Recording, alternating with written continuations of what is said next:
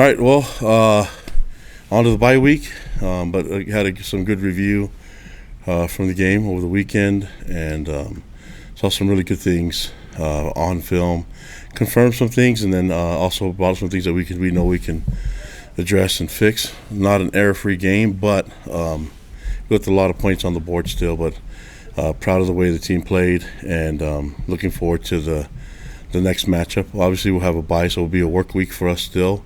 Especially the bye being so early, but we can get an early jump on East Carolina and making our first road trip out back east. So there's a lot of good things happen, but I mean we still want to build on the positive things that we're seeing, but also get some other things, some areas that we could really help our team be more efficient and specifically scoring more points. But we knew going into the game that Stanford was going to be really, really physical, and they're going to try to establish a physical presence at the line of scrimmage in offense and defense, and so as much as they can do with special teams. And I thought our team was really physical in all three phases, and that we can build off of that. Saw it on film, and really impressed with our team and the way the coaches prepped them. So that was good. We needed that game. And so looking forward to building on it and getting better. So what questions do you guys have?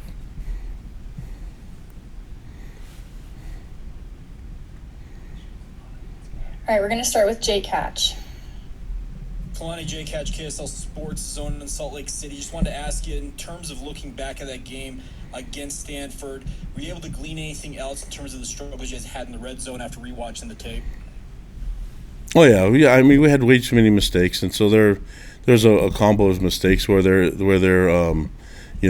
missed assignments, and then obviously the penalties don't help you. They can kill drives and kill touchdown drives, but it's just a little mental errors that we had, and then some of the mental errors were actually not doing your assignments, not catching the ball, things like that, stuff that we can fix. So I'm not too worried about it. We know what the problems are. We know what the solutions are going to be, and we'll get working on it. You've had quite a rotation on that offensive line, particularly at guard. Are you any closer to solidifying a five-man starting unit, or are you going to keep rotating for the time being? Yeah, we don't need a solidified five-man guy, five-man starter. I mean, when Waylon gets back, it'll be even more than that. So I think I've said before, we have a lot of guys that can start different positions, and so it gives us the flexibility. Coach he can handle that room, so whatever he feels comfortable with, those guys playing in different positions, I feel good about it. But the interior three, I think we rotated six guys. So we rotated four guys at the three positions. When Waylon's back, we'll be ready to add to that. So, right now we're going to keep working with whatever Coach Woods is comfortable with. It's just it's a good luxury to have. All right, next question will be from Sam Foster. You mentioned after the game on Saturday that you considered having Wolf Aaron kick that 64-yard field goal. Have you ever had a kicker where you're that confident that he can kick that far? And where would you say he ranks amongst BYU kickers that you've played with or that you've coached in your years? I think BYU's always had guys with strong legs that can kick the ball. And so, I think I don't know if I can rank them all, but I played with the Potchmans and with we've always had great kickers. So I know that look at Matt Payne, he's got a strong leg.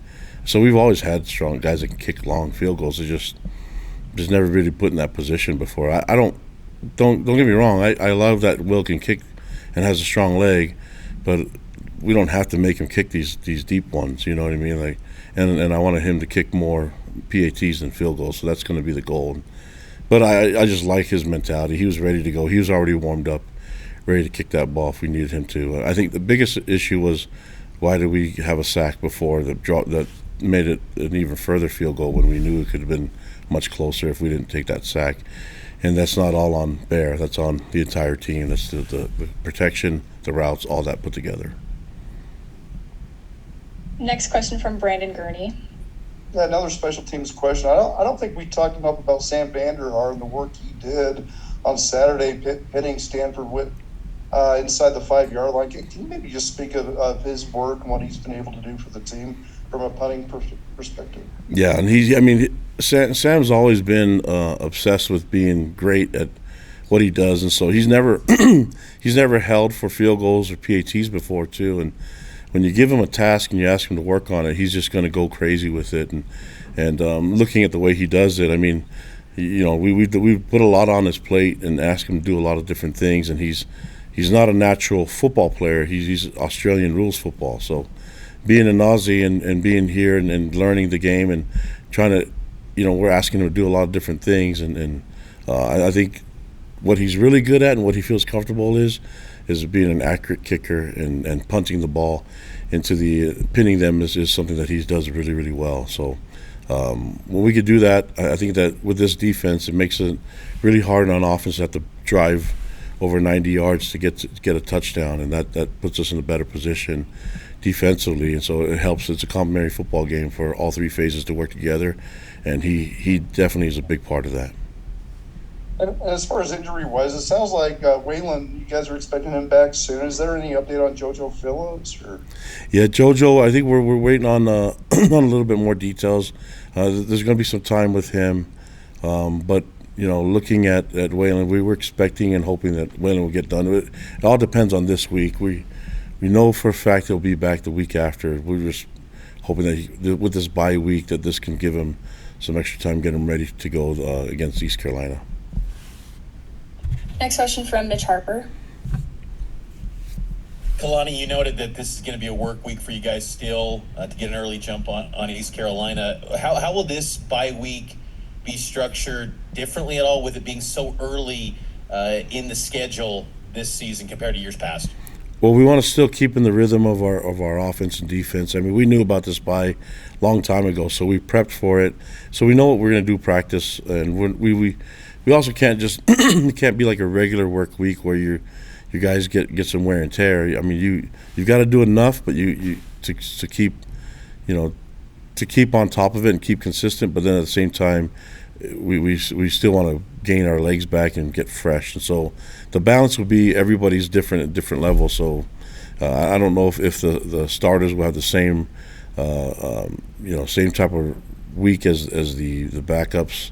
And so it all depends. We still have guys that are still developing in the program, so it's hard for me to lump it all into one. But if I'm talking about the starters, it definitely will be work, but not as much work as we had last week.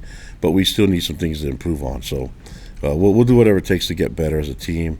But that means that this week's got to be important. It's not a week off. And to follow up in terms of getting better as a team, like how much of the focus do you want on the offensive side to be the passing attack and developing that chemistry to stretch the field, because that's always been a staple of your guys' offense in the past? Yeah, I think we're working towards that. I mean, I think looking at the game, the entirety of the game, the feel, I felt like Bear made some really good decisions. We also made some safe decisions, and that's okay.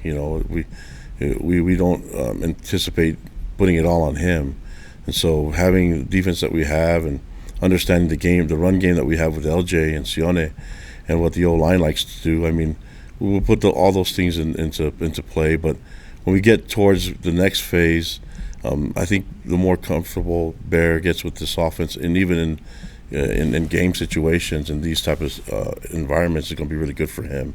So, I mean, it was quite hectic seeing some new looks and things like that. But I thought overall he had some great decision-making moments and throughout the whole game, and took care of the football, and not a lot of the issues are going to be on him entirely. He can lean on veteran receivers, a veteran O-line, and the veteran backfield. So we'll keep working on it, but I think I feel like it's progressing the right way. Next question from Jake Hatch. Kalani, you talked about the progression of Bear. Is it simply just going to take more reps in games, or can you do anything in practice to speed up that process for him? Well, we didn't really hit him in practice, but he ran a guy over to get in the end zone. So, I mean, the practice has to be actually realistic to what he can do and what he's capable of doing and what he wants to do. And so we'll practice the right things, make sure we get him in the right position, make sure that we have the right protection so he's not getting hit in the back when no one's even blocking edge rusher. So that'll help, but those things we don't really need much attention from him. Those are things we just need to have all the other 10 guys doing their job, and if we can do that, it'll help him out a lot. And we I just talked about a veteran receiver group with a lot of talent, tight end room, O-line and backfield. So I think everybody else needs to step up a little bit more and make it an easier and a quicker transition for Bear. Next question from Sean Walker.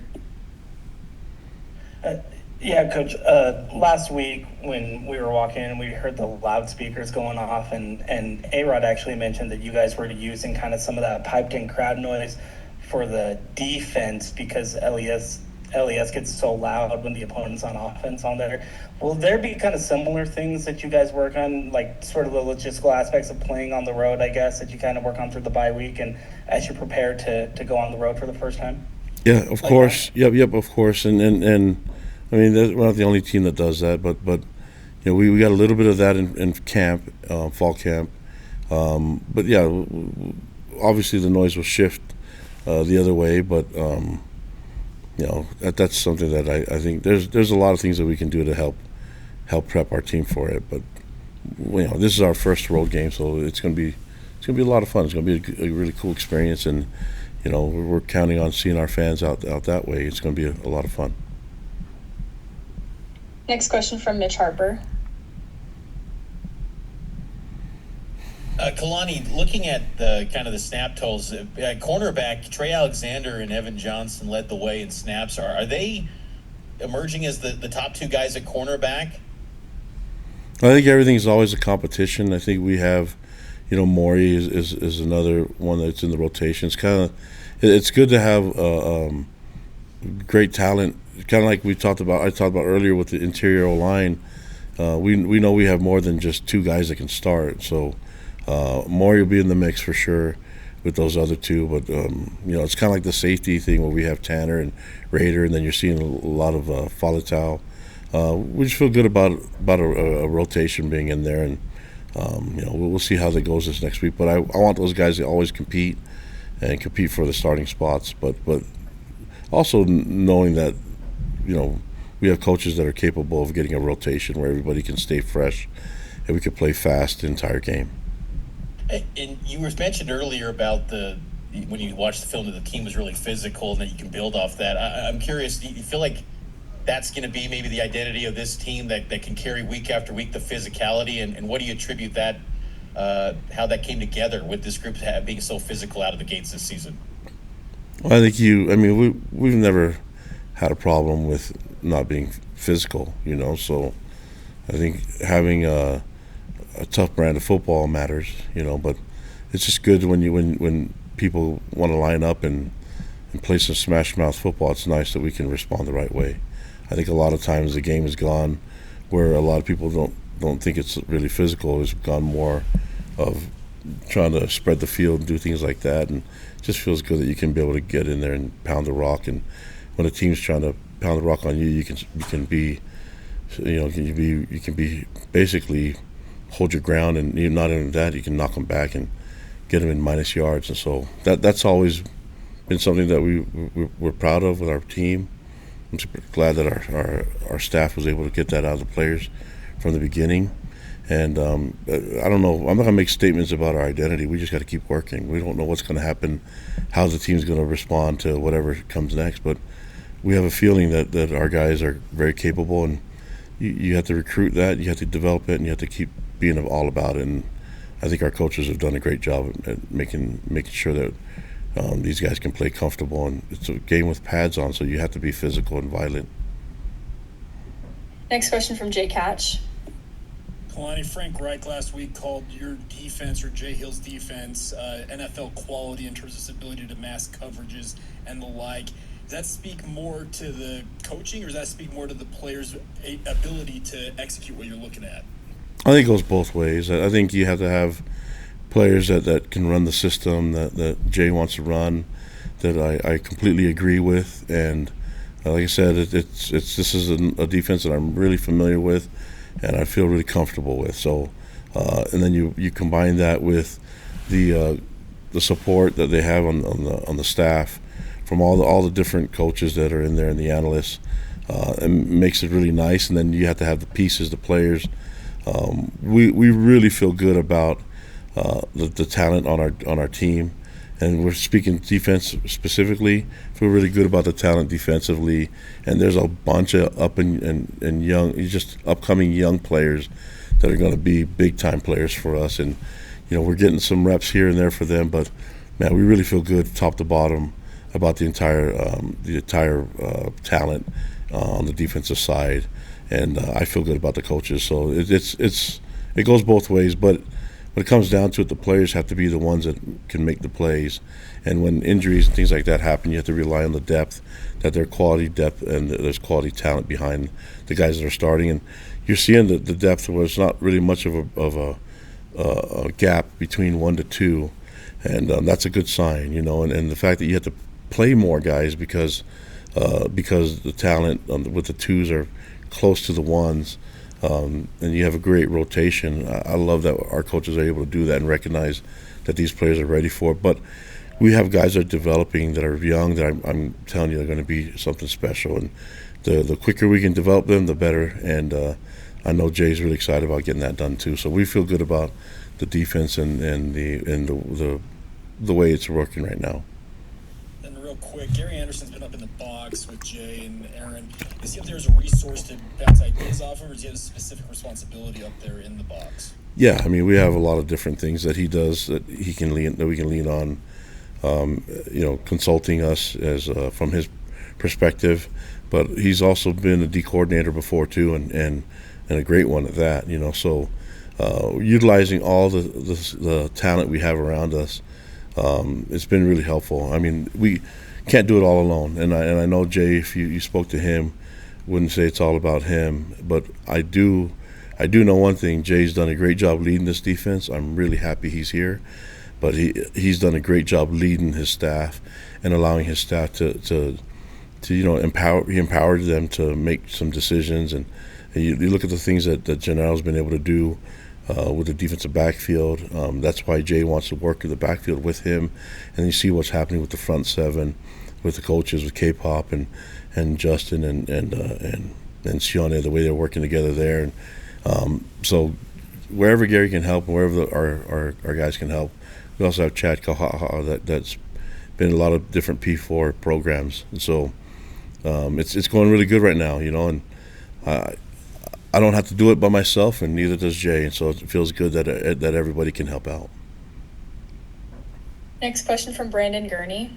Coach, you just spoke about the exciting defensive depth, and I immediately looked at the defensive end position. You guys started the season with a lot of exciting, inexperienced talent there. How's that shaking out just as far as Tausili got a lot of reps last game, Hunter Clegg stepped up. Can you just maybe address just how your defensive end position's going for you with those young players? Yeah, I think Logan Latui's done a great job leading that group. I mean, he's the veteran of the group, and then seeing guys come through. I mean, Vil Poha and Bodie Schoonover, and you have Hunter Clegg's doing some really good things too, and Tausili Akana's done a great. I mean, it's just getting them reps to be a complete D end. Right now we're kind of mixing them up, and I think K-Pop's doing a great job rotating them. But there's still some things that they can work on to get better. But man, it's weird. It's like we were happy with what we see in the talent there, but we wanted to keep working towards it because we can't just lean on what their their strengths are. We ought to be able to make sure that they can all play. And be a complete D end, and so we have a lot of guys that can do that. I think you mentioned a bunch of them. So, yeah, but we'll keep working. There's also guys that are up and coming. I think Kini Fonohema played in this last game, and you're going to see guys like Nusi Tamoy Peal get out there. I mean, there's a lot of guys that can play. And there's some guys that are banged up, but it's going to be a lot of fun. And I mentioned the young guys. That group right there is a special group. All right, our last question will be from Mitch Harper. Kalani, wanted to ask you a big picture college football question. There's been talk about the transfer portal going to one window. I know you're typically a guy that, just you'll go with whatever the flow is, whatever the rules tell you, but your thoughts on just maybe one window potentially being on the football calendar going forward in January, and maybe the pros and cons to just one window. Yeah, I mean, I haven't really given it too much thought. I mean, because it seems like so far away that we only had 2 games played right now, but eventually we're going to have to start thinking about that and prepping for it, and how we can use it to be a strength for us, and how it can be an advantage for us competitively. So, yeah, I think whatever the decisions are made, you guys know me. I've always been about the transfer window from the beginning, anyway. So, anyone that has transferred from here, I've always signed the waiver so that they can play and even play against us. So I've been doing transfer window stuff before anybody else did, and been agreeing to it, even when players that transferred to us didn't get the same luxury that I gave to our outgoing guys. So now that the transfer portal's here and it's one window, we'll just have to make it work in our benefit. And I think we have the right staff, the recruiting staff, to make that thing work. I think allowing Dave George and Justin Anderson and the rest of the group some time to formulate a strategy that'll make sure that we can take advantage of it. And last thing for me, just how much of the time, if at all, for your staff to go out and travel to recruiting locations this bye week and spend some of that time in this work week with recruiting travel? Yeah, we'll be doing that too. So you're going to see our coaches getting out and seeing our guys. It's just hard because we have a bunch of guys that we want to see, and not all as much time as we can. Right now, you're limited to how many coaches you can send out at one time right now, but we'll take advantage of as much as we can, and try to go see our future Cougs out there. All right, thank you, Coach. Appreciate it, guys.